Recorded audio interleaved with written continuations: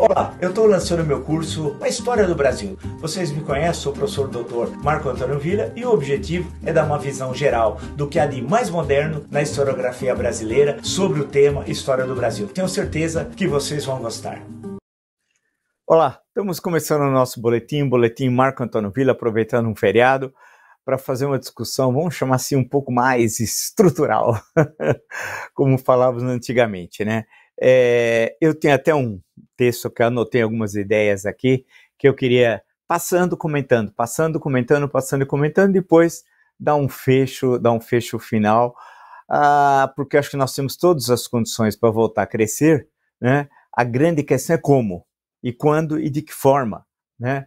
As condições estão colocadas, é diferente de outros países que vivem situações muito mais dramáticas que a brasileira, né? Mesmo aqui na América Latina, não é o caso do Brasil, né? Então, eu acho que eu ponho algumas questões que me parecem interessantes para a gente refletir, e que eu faço inclusive também no meu curso, mas daqui a pouco falaremos sobre isso, meu curso de História do Brasil. Eu até identifiquei, o Brasil mudou. Alguém vai dizer assim, pô, Villa, você está dizendo uma obviedade, mudou. Claro que mudou, mas mudou como e para quê e de que forma? Essa é a questão, digo eu. E não necessariamente para melhor, especialmente nas últimas décadas. Os grandes clássicos explicadores do Brasil, hoje, não dão conta de um outro país, mas na mesma configuração geográfica. Ou seja, nós somos um outro país, mas não na mesma configuração geográfica, mesma extensão territorial. Nada mudou, afinal, há 153 anos, desde março de 1870, que não entramos em guerra com nenhum dos nossos vizinhos, né? O que é caso raríssimo, veja a Europa, veja a Ásia, veja a África, nós não. Então temos autoridade em falar quando falamos em paz, né? Agora, a questão que se coloca com os explicadores do Brasil, os grandes explicadores, são aqueles dos anos 1930, né, para frente. Casagrande Senzala, Gilberto Freire, Evolução Política do Brasil, Caio Prado Júnior, Raízes do Brasil, Sérgio Buarque de Holanda, coincidentemente, os três na mesma década dos anos 1930, e depois outros explicadores importantes, como no final dos anos 1950, Os Donos do Poder, de Raimundo Faoro, e nos anos 70, lá na metade da década aproximadamente, Revolução Burguesa no Brasil, de Florestan Fernandes. Claro que cada um desses explicadores, no campo da ciência política, da sociologia, eles têm certamente uma visão de mundo diferente, né? Mas extremamente criativos para compreender a complexidade do nosso país, tão grande, tão diverso, que nós não temos, na verdade, como imaginava o Jacques Lambert, dois Brasis, mas muitos Brasis. Então, como entender isso? Naquela conjuntura foram fundamentais, eles deram conta daquele Brasil que entre 30 a 80 foi o país que mais cresceu no mundo ocidental. A questão que se coloca é que o Brasil mudou socialmente, deslocamento campo-cidade, grandes regiões metropolitanas e uma mudança econômica radical, em que o eixo econômico saiu do litoral, de próximo do litoral, e foi lá para o longínquo interior. E aí, como é que fica? Se o processo histórico, econômico, deixou grandes cidades e o eixo está lá a 1.500 quilômetros, 2.000, como é que fica? Acho que deu para entender. Isso é uma coisa que o curso problematiza e nós vamos ter que discutir isso. Continuo. A política se desenvolve de forma rotineira, como se nada tivesse acontecido. O positivo é que, finalmente, temos eleições regulares, a cada 2 anos e com amplas liberdades democráticas. Contudo, há uma clara dissociação entre os processos eleitorais e uma realidade mutável, que não consegue se comunicar com a esfera política. Quer dizer, nós temos grandes vitórias. Podemos a cada 2 anos escolher prefeitos, governadores, presidente da República, vereadores, deputados estaduais, federais, senadores. Quanto tempo ficamos sem isso plenamente em todo o Brasil? Porque é bom lembrar que tinha certos lugares, durante o regime militar, tinha eleição para o prefeito, mas nas capitais não. Nas cidades de segurança nacional não. Nas estações, estações hidrominerais, o que seja, hidroturista também não, né? E passamos a ter eleição para tudo. Isso é uma grande vitória. Não podemos esquecer quão importante é isso, por isso que eu faço questão. de destacar. Contudo, há uma clara dissociação entre os processos eleitorais e uma realidade imutável, que não consegue se comunicar com a esfera política. Esse novo Brasil tem dificuldade de se conviver com a esfera política, com esse que a cada 2 anos problematiza as questões do nosso país, do Estado, das cidades, mas não consegue ir à frente a essa realidade social cada vez mais complexa. Eu continuo. É como, no mínimo, tivéssemos 2 Brasis, o que se apresenta nas eleições e o cotidiano de milhões de brasileiros deserdados e sem perspectiva de um futuro melhor. Eu acho que essa é a questão. Nós temos milhões de brasileiros que não têm nenhuma perspectiva de futuro melhor. E a nossa pirâmide etária, que era assim, hoje ela é assim e logo ela vai ficar assim. Ou seja, nós vamos envelhecendo. Isso vai demandar gastos da Previdência Social, da saúde e com reflexo em outras áreas do país. E nós não estamos sabendo nos comunicar com essa imensa massa dos nem trabalha, nem estuda. Daqui 20 anos, esse nem vai estar fazendo o quê? Inserido de que forma no mercado de trabalho? Se não tem estudo, que cidadania ele vai ter? Grande parte semi-analfabetos. É complicado. Nós temos de pensar esses problemas. É isso que eu acho que o Congresso deveria estar fazendo, né? Não aquelas cenas de pura palhaçada, no pior sentido da expressão, né? Gente que sem estudo, sem competência, mas estão lá porque foi sufragado por esse tipo de eleitor, que não consegue compreender sequer seus interesses de classe já é demais. Aí seria exigir demais a tal de consciência de classe em si para si. Mas ao menos seus interesses materiais primários, que é a farmácia popular, que é a alimentação, que ele está trabalhando, seu filho está na escola, ele conseguir estar sob um teto, por mais simples que seja. É incrível a não compreensão de não ter isso, 1, 2, 3 desses 4 fatores que eu falei, por exemplo, e continuar achando que tudo bem, como se fosse um dado da natureza, uma erupção vulcânica. Não é. É produto da relação entre os homens, da política. Vamos em frente. O Brasil perdeu o rumo, não sabe para onde vai. E realmente nós não sabemos para onde vai. O governo anterior extinguiu até, o Beócio, extinguiu até o Ministério do Planejamento. Você imagina uma empresa, você individualmente, não ter planejamento? Vamos levando, extingue tudo. Né? O homem que sabia javanês, Paulo Guedes, que era considerado um gênio.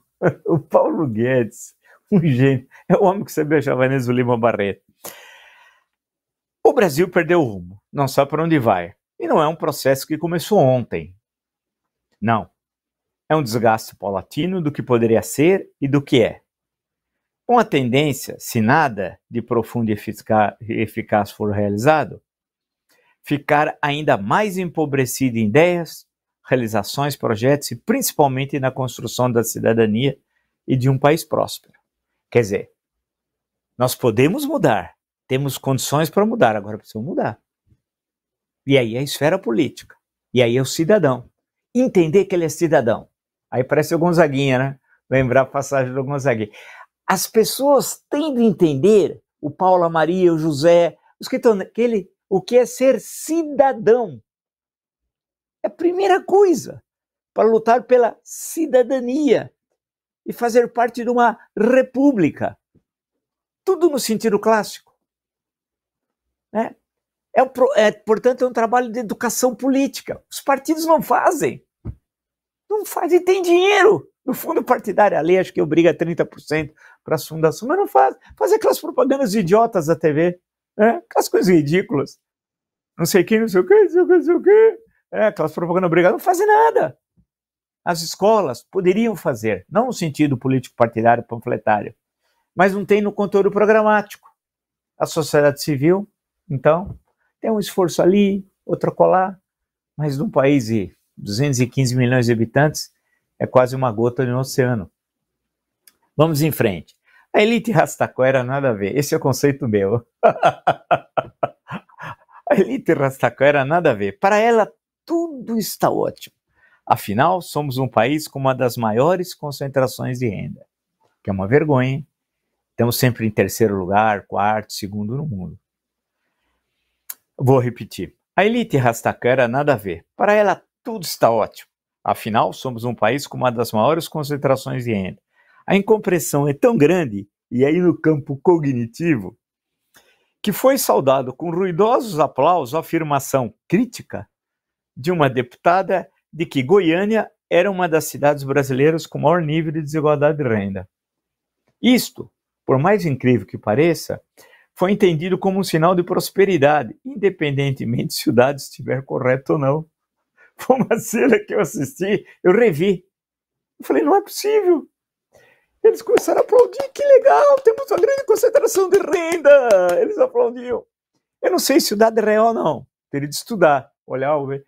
Mas eles acharam aquilo positivo, o que é negativo. A ignorância. Problema cognitivo. Problema cognitivo. Eles não sabem o que é concentração de renda. Então lá. Aí é uma questão, e eu estava estudando esses dias, faço questão até de falar com você. Estava lendo uma série de questões sobre a criação da Petrobras. E o debate parlamentar, que nível? Que nível? Na Câmara e no Senado. Acabou o substitutivo Bilac Pinto sendo encaminhado e foi aprovado. O Bilac Pinto era da UDN, um jurista, um homem de respeito, sério, competente, notável saber jurídico. Depois terminou no Supremo Tribunal Federal, na década seguinte. Mas se você vê o debate, parecia que eu estava em outro mundo, que eu não estava no Brasil. Quer dizer, nós tivemos tudo isso, e temos por aí. Na entrevista com o Cristóvão Barco, nós até falamos, quantos gênios não tem no Rio, Fortaleza, Recife, São Paulo, Porto Alegre? Estou falando das maiores regiões metropolitanas, que estão perdidos, que aprenderam a ler, escrever, que gostariam de escrever, de tocar um instrumento, de fazer isso, estudar química, física, biologia, matemática, e não pode. Mas para a elite rastaquera está tudo ótimo. Eles não veem. Eles olham e não veem. É incrível essa diferença entre olhar e ver. Eles não veem. A realidade social, a desagregação, as tragédias urbanas que vivemos. Ou, quando muito, eles mudam de país. E é engraçado essa sedução dos States. Né? Não estou dizendo que todo mundo que foi para lá é da elite rastaquera, claro que não. Não estou desprezando a cultura dos Estados Unidos, pelo contrário, quantos autores aqui ou lá eu tenho da literatura norte-americana, do cinema, do teatro, da poesia, da história. Temos grandes historiadores, inclusive que estudaram o Brasil.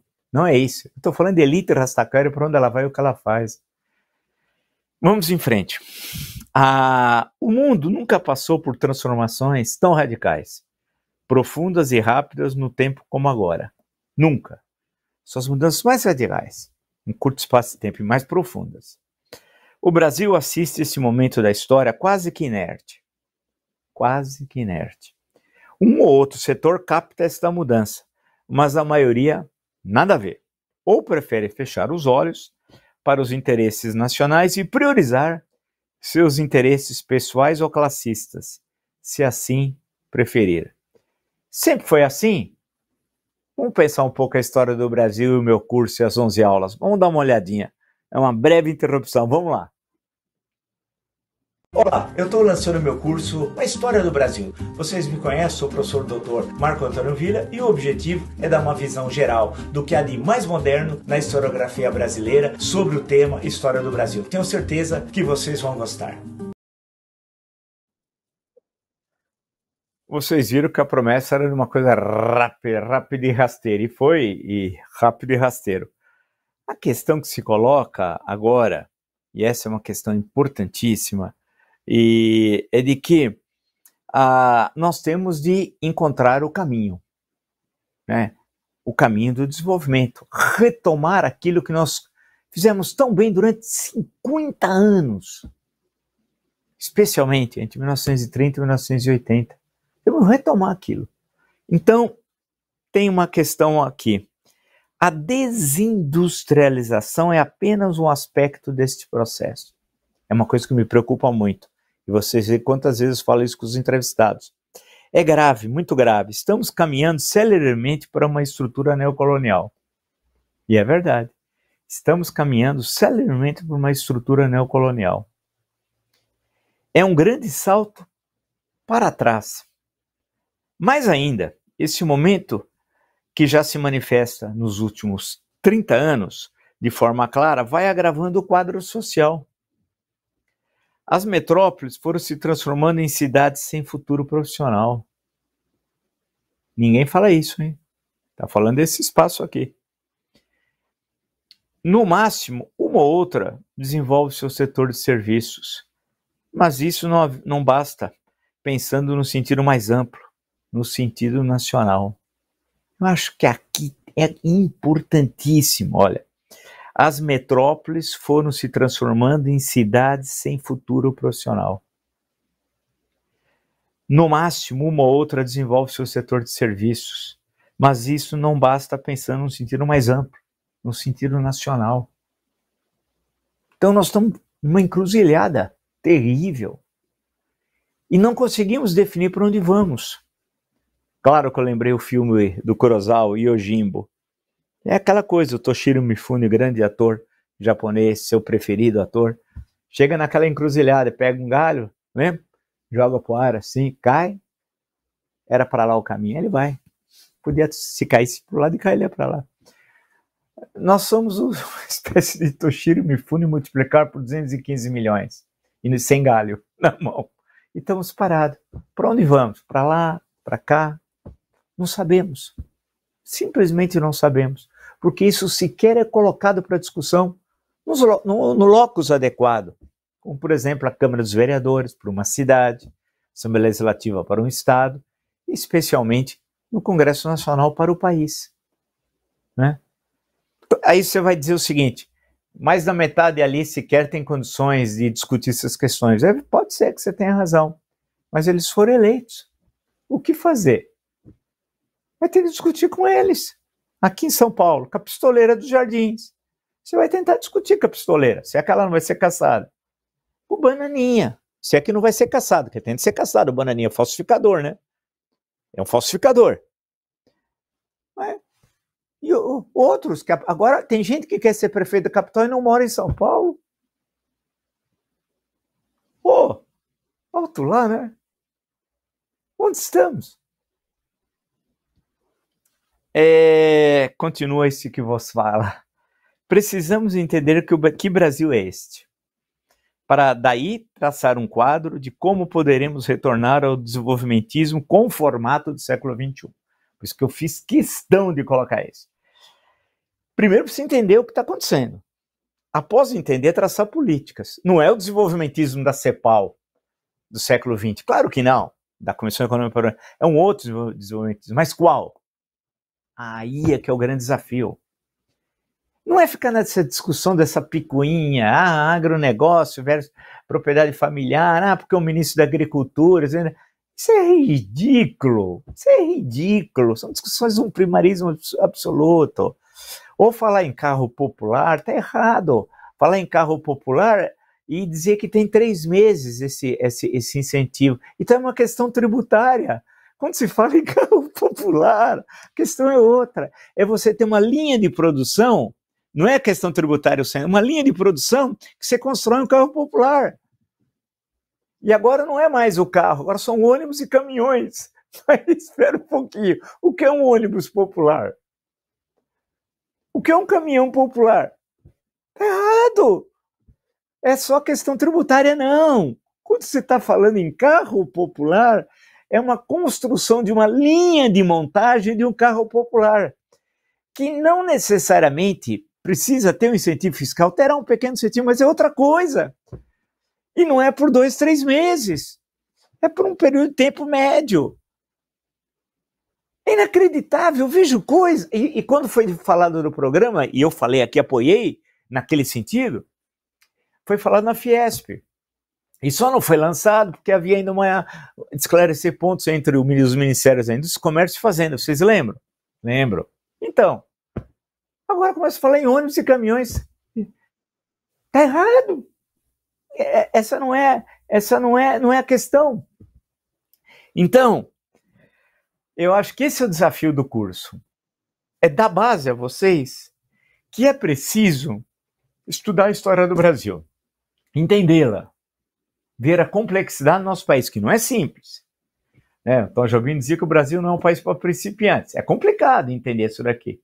E eu me esforcei, é um trabalho coletivo, não é só meu, muita gente, para produzir a série.